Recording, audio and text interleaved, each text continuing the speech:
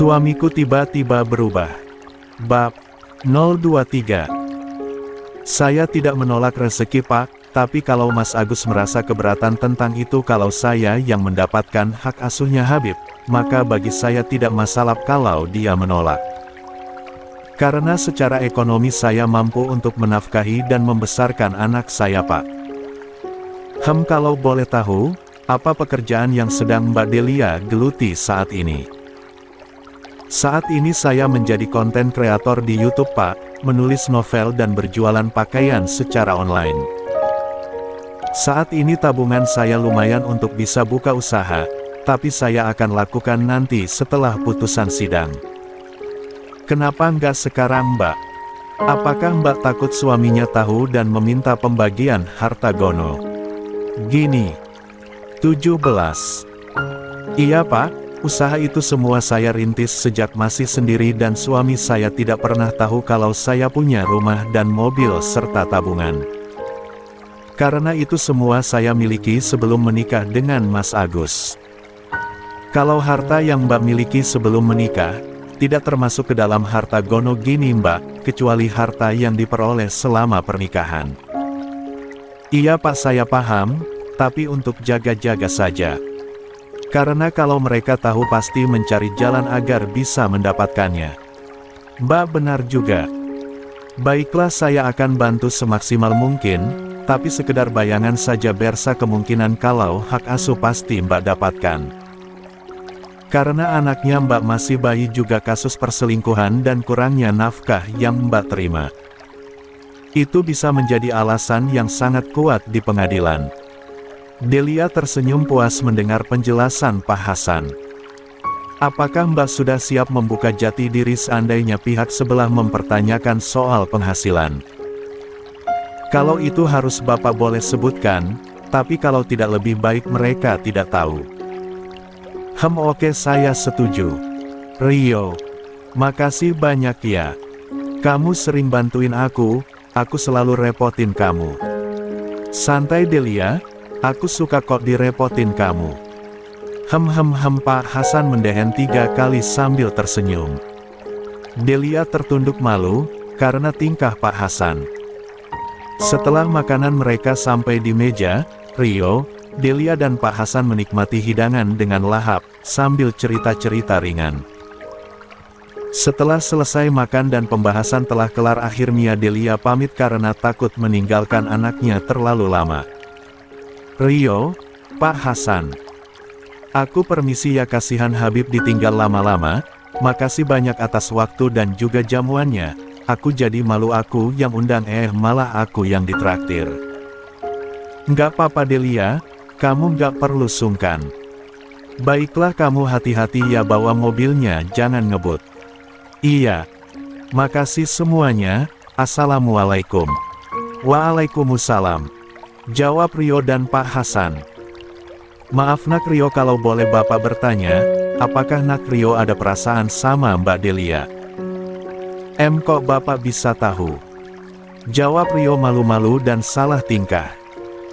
Nggak Bapak perhatikan semenjak Mbak Delia datang sampai beliau pergi ada cahaya kebahagiaan Bapak lihat di wajah Nal Rio. Sebenarnya saya suka Delia sudah sangat lama Pak. Tapi saya tidak berani mengatakannya. Di saat saya sudah siap saya dengar kabar kalau Delia sudah menikah.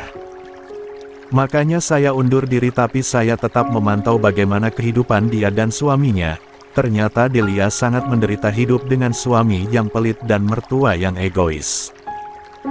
Delia punya kakak ipar yang baik, tapi nggak berdaya melawan ibunya. Terus, apa langkah Nak Rio selanjutnya kalau memang Mbak Delia sudah berpisah? Untuk sementara saya akan mendekatinya dengan cara seperti biasa tapi saya berjanji untuk tidak melepaskannya lagi Pak. Sudah cukup saya tersiksa melihatnya menderita. Untung Delia wanita yang kuat, dia mandiri tanpa setahu suami dan mertuanya. Kalau mereka tahu Delia punya penghasilan saya yakin mereka tidak akan melepaskan Delia. 18. Maaf ya Nak, tapi nantinya kan Mbak Delia berstatus janda. Buat saya status itu nggak masalah Pak, yang penting dia baik dan salehah kayak Delia. Itu sudah sangat membuat saya bahagia. Apakah sudah Nak Rio bicarakan dengan keluarga besar? Sudah Pak, mereka setuju, karena mereka melihat selama ini penantian saya dan kesedihan hati saya ditinggal menikah oleh Delia. Oh ya sudah, kalau Bapak tergantung Nak Rio saja, kalau Nak Rio bahagia Bapak juga ikut senang. Bapak permisi dulu ya, karena masih ada kerjaan di kantor. Iya Pak, makasih atas waktunya. Sama-sama Nak Rio. Pak Hasan dan Rio pun meninggalkan kafe tersebut menuju mobil masing-masing. Delia telah sampai di rumah kemudian masuk ke dalam rumahnya yang disambut oleh Bik Asih. Gimana Neng, pertemuannya lancar?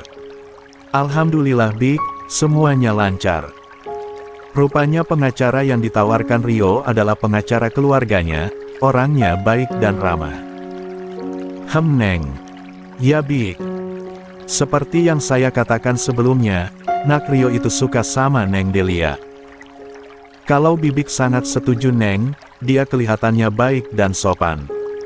Ah Bibik ada-ada aja. Enggak lah Bik.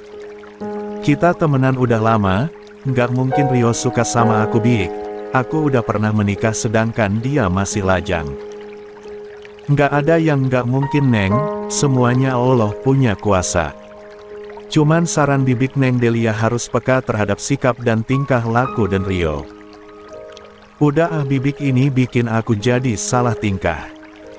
Bik Asih geleng-geleng kepala melihat Delia yang senyum-senyum tersipu malu. Delia melangkahkan kakinya menuju kamar pribadinya, sedangkan Bik Asih lanjut ke dapur untuk melakukan pekerjaan yang tadinya sempat tertunda. 19. Sidang kedua pun digelar, Delia kali ini datang bersama pengacara dan Agus pun datang bersama pengacara. Agus memang tidak menolak keinginan Delia untuk berpisah, tapi Agus ingin memastikan nafkah untuk anaknya cukup. Seandainya Delia tidak punya penghasilan kemungkinan besar Agus ingin mengambil hak asuh atas Habib. Karena saat ini ego dan logika Agus maju mundur dan saling pro kontra. Agus beserta keluarganya telah datang duluan cuman kali ini Agus hanya ditemani sang ibu, karena kakak Agus tidak ikut disebabkan karena suaminya sedang berada di rumah. Gimana Pak Agus, apakah Anda siap untuk sidang kali ini? Ya saya siap, saya hanya ingin memastikan apakah anak saya nantinya hidup layak kalau diasuh oleh ibunya. Kita lihat nanti ya Pak. Baiklah, jawab Agus. Tak lama datanglah Delia yang ditemani pengacaranya turun dari mobil Terios keluaran terbaru dan tipe paling tinggi. Lumayan bagus dibandingkan mobil Agus. Sang mertua melongo melihat Delia turun dari kursi kemudi, tidak pernah menyangka kalau Delia bisa mengendarai mobil. Delia sengaja melakukan itu karena ingin membuktikan kalau dia bukan perempuan lemah, walaupun Delia belum memberitahu kalau itu adalah miliknya. Sang mertua yang tadinya menahan amarah menjelang kedatangan Delia, berubah menjadi baik karena penasaran dengan apa yang dilihatnya. Sang mertua berlari menghampiri Delia. Delia, ya ada yang perlu aku bantu Bu.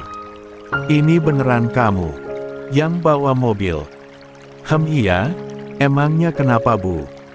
Ini mobil siapa Delia? Oh ini mobil bibiku, tapi kalau aku ada keperluan maka mobil ini bisa aku pakai. Agus memandang Delia dengan perasaan yang berbeda, karena setelah pertemuan 2 minggu yang lalu Delia kelihatan beda, lebih cantik, segar dan modis. Kok sekarang Delia lebih cantik ya? Modis lagi seperti bahagia banget mau berpisah denganku. Gumam Agus. Delia hanya tersenyum cuek melihat tingkah Agus. Maaf Bu, aku ke dalam dulu. Ucap Delia guna menghindari pertanyaan macam-macam dari sang mertua. Tak lama kedua pasangan itu pun dipanggil memasuki ruangan dan mereka masuk dengan pengacara. 20. Masing-masing. Kedua belah pihak ditanya kembali oleh hakim. Apakah Bapak dan Ibu sudah mantap untuk berpisah? Ya, Delia dan Agus menjawab serentak. Apakah Bapak Ibu tidak perlu mediasi? Delia langsung menjawab, tidak Pak Hakim, karena tidak ada yang perlu dimusyawarahkan lagi karena saya sudah cukup terluka.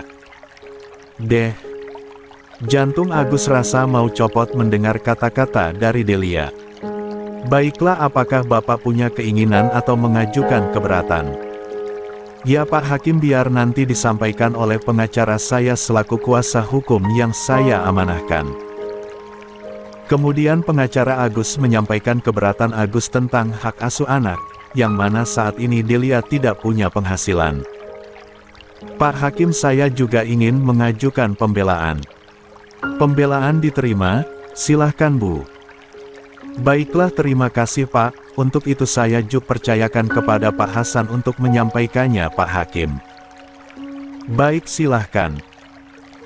Pengacara Delia menyampaikan pembelaan dari keberatan yang diajukan oleh pihak Agus. Di sana Pak Hasan menjelaskan kalau sebenarnya Delia juga punya penghasilan, yang sebenarnya Delia bukanlah pengangguran seperti yang disampaikan pihak Agus. Delia juga punya penghasilan dan aset yang sudah ada sejak lama sebelum mereka menikah. Serta Delia juga punya tabungan yang jumlahnya tidaklah sedikit serta bisa membuka usaha kalau Delia mau. Serta pihak Delia juga menuntut tentang nafkah untuk anaknya serta jumlah nafkah yang tidak layak selama ini Delia terima. Perdebatan kedua kubu sangat alot, tidak ada yang mau mengalah. Mau tidak mau pengacara Delia terpaksa menggunakan jurus terakhir, yaitu menyampaikan jati diri Delia sebenarnya. Penuturan Pak Hasan membuat Agus dan pengacaranya kaget dan kalang kabut. Larena tidak menyangka kalau Delia ternyata wanita yang mapan dan kaya.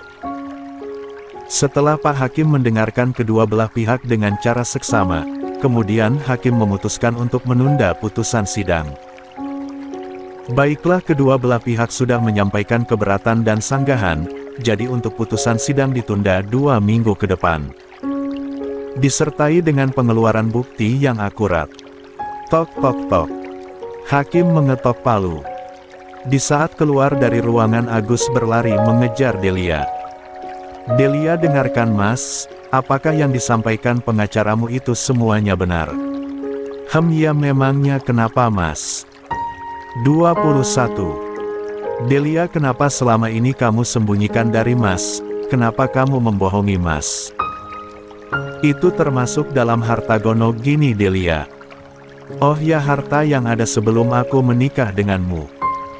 Hahaha, aneh kamu Mas, pengacaramu masih berada di sini, silahkan kamu tanyakan, yang bagian mana termasuk harta gono gini.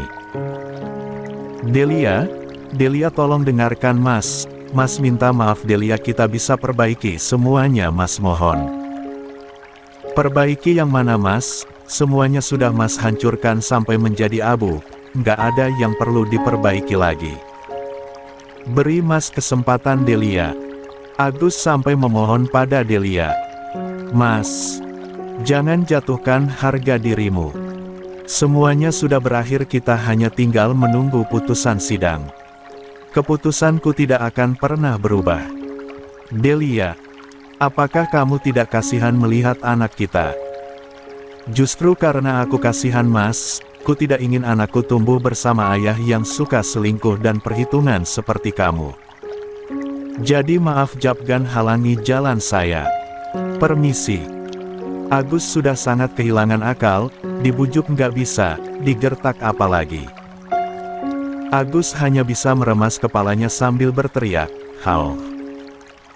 Sampai-sampai teriakan Agus mengundang perhatian sang ibu yang dari tadi hanya menonton perdebatan anak dan menantunya, karena mertua tidak masuk ke dalam ruang sidang, hanya menunggu di luar, jadi mertua Delia tidak tahu kejadian sebenarnya. "Kamu kenapa sih Gus? Teriak-teriak kayak orang kesurupan aja." "Bu, ternyata Delia telah membohongi kita." "Maksudmu?" "Ternyata Delia itu kaya Bu, dia bukanlah wanita miskin. Pantasan aku melihat pakaian yang dia pakai bukanlah pakaian murah, dia selalu protes saat aku belikan daster yang murah. Mengapa aku terlalu bodoh selama ini Bu?" "Tak ada guna disesali Gus, kamu sudah menyia-nyiakan mutiara demi batu kerikil si Rianti itu. Akhirnya kamu menyesalkan. Apa yang harus aku lakukan, Bu? Aku tidak mau kehilangan Delia. Saat ini tidak ada yang bisa kita lakukan, Pak. Pengacara Delia menimpali. Karena semuanya sudah disampaikan pihak Delia kepada hakim, mereka jika punya cukup bukti untuk menggugat dan menuntut Bapak. Jadi saya harus bagaimana, Pak? Tanya Agus. Kita lihat nanti, Pak. Saya akan berupaya agar Bapak tidak banyak dirugikan. Makasih ya, Pak. Saya sangat menyesalinya. Pengacara Agus pun permisi meninggalkan gedung tersebut, diikuti oleh Agus dan sang ibu untuk menaiki mobil Agus. Gus, kamu yang sabar ya. Kemarin-kemarin ibu yang ngotot agar kamu tidak berpisah, tapi kamu dan Fitria selalu membantah ibu, sekarang kamu juga yang ingin tetap bersama. Pusing kepala ibu Gus, ternyata. 22. Kamu pelin-pelan. Iya Bu, sebenarnya aku masih cinta Delia, tapi apa mau dikata dia sangat keras dengan pendiriannya. Lagian aku juga nggak tahu kalau ternyata Delia kaya dan banyak harta serta punya penghasilan yang jumlahnya lebih banyak dari yang aku terima setiap bulannya, Bu. Semuanya sudah terlambat, Gus. Ibu juga menyesali itu, tapi apa hendak dikata. Ibu sudah lakukan segala cara, tapi Delia selangkah lebih dulu mengetahui rencana ibu. Ya Allah, tadi rencananya aku mau mengikuti Delia, Bu. Dengan begitu kita bisa tahu tempat tinggalnya di mana. Astagfirullah Gus, kok kamu nggak bilang dari tadi sama ibu? Sibuk aja dengan perasaan sendiri tuh, kan udah pergi Delianya. Iya Bu, maaf, aku terbawa emosi dan perasaan. Biarlah nanti aku akan coba bicarakan lagi dengan Delia, sekarang kita lebih baik pulang, kepalaku sakit banget.